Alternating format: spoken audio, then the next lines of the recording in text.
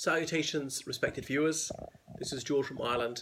This video is about the cultural appropriation furore relating to jerk rice. A short while ago, Jamie Oliver, the celebrity chef, he launched a product of his culinary brand called jerk rice. He has been savaged by a Labour MP named Dawn Butler.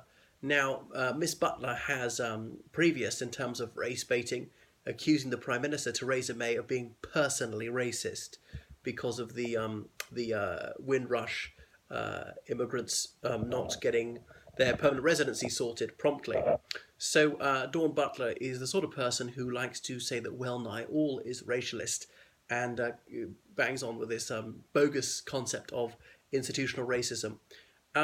Now, she ought to be careful about this because there's a boy who cried wolf syndrome here.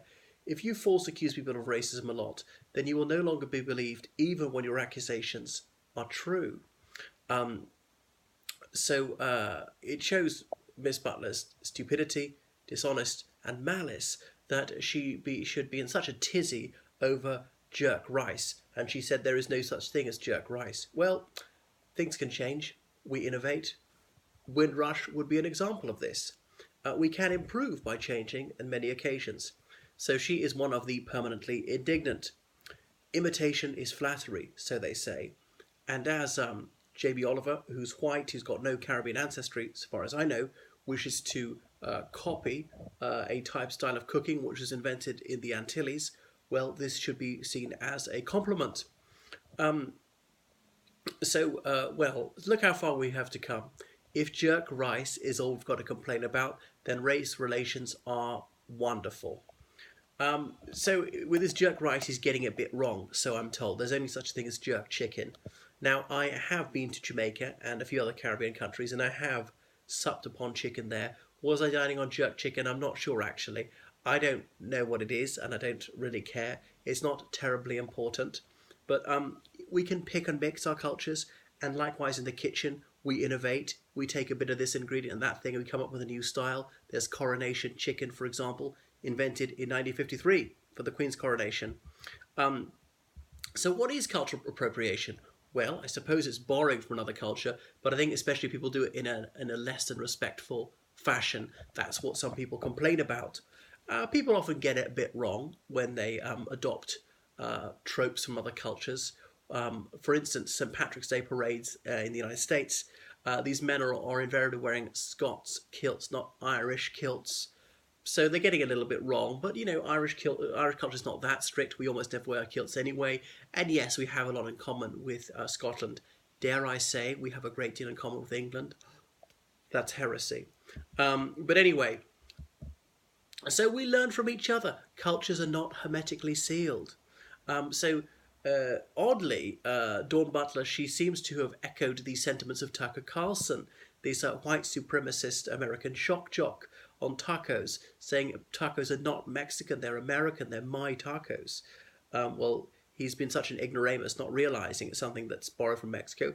Absolutely fine for people in the United States to eat them, even though those are not remotely Hispanic and enjoy them, because there's a bit of give and take.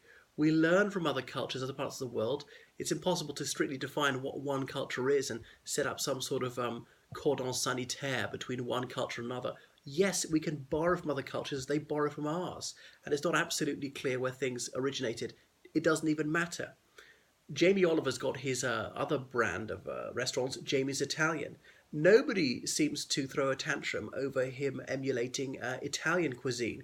Why should they? But what a bigot Miss Butler is. She's so judgmental, being furious that he's invented this thing called jerk rice. So whatever it is that flavours chicken to be jerk chicken, he's now doing that to rice, I suppose. We have a melting pot. By ardent advocates of mass immigration like Miss Butler often tell us it's a many splendid thing. And indeed it does add to the gaiety of the nation. The United Kingdom is no longer so monochrome, so dull as it was, relatively insipid. Labour's supposed to like sharing, so why not share each other's culture? What's a real buzzword for the liberal left? Diversity, isn't it? Well, it can be a good thing. Is that a bit of diversity? There's a bit of a mixture in cuisine, and we adopt elements from other styles of cooking, and we mix them together. What's so bad about that? We can be mixed race, we can make mixed culture, we can have a blend of different cuisines. So I think his mélange in the kitchen doesn't have to be such a terrible thing. It is staggering that someone like Miss Butler should want cultural apartheid. That if you're a black Caribbean person, can you cook this? Can you make this? And if you're a white Briton like Jamie Oliver, you can't. That's absolutely not allowed. It's outrageous that he should buy anything from the West Indies and want to enjoy it. Do we really need culinary segregation? Who does that serve?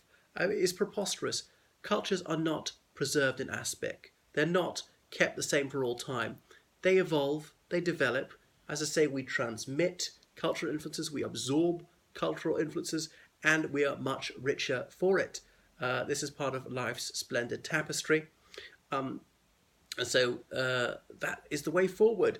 Not trying to rigidly separate one culture from the next and saying, no, we can never innovate. Labour is supposed to be progressives, believe in progress. Now, unfortunately, quite a lot of people have joined on the bandwagon and have continued railing against Jamie Oliver, fairly unobjectionable chap, who did a lot for unemployed young people, training them to be chefs. So I don't think jerk chicken is preserved for all time. It can change a little bit. It doesn't really matter to me what the recipe is. It's preposterous to think that cultures are changeless and unchanging. We all learn from each other. We should be a bit open-minded, not so judgmental, and not willing to get furious over such a triviality. So there we are. I hope this whole jerk rice thing will calm down. People are saying there's jerk chicken. There's no such thing as jerk rice. Well, there is now.